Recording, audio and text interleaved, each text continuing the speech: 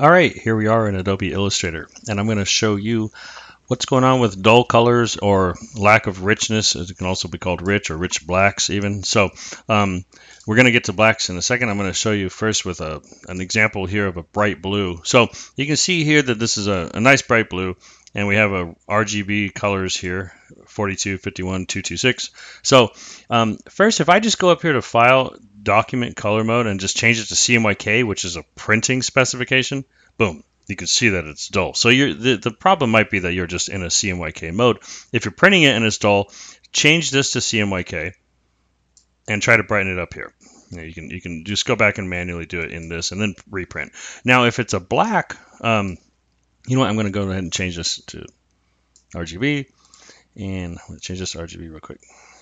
Okay, so if we have a black one, black color, you can see 0, 0, 0. Now, sometimes, actually, almost all the time, you change this to CMYK. K is black. It's not even at 100.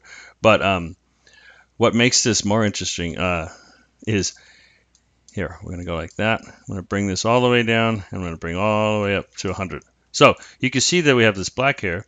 I just did an option drag, so these are the same exact blacks, right? 0, 0, 0, 100. Now, if I drag these up, look at this. This is what we call a rich black.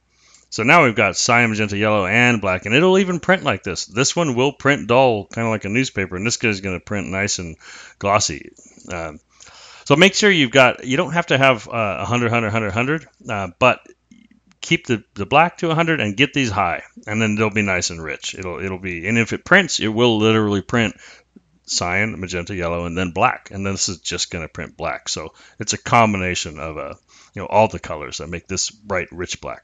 So hopefully that helped. If it did, hit like, leave me a comment. Thanks.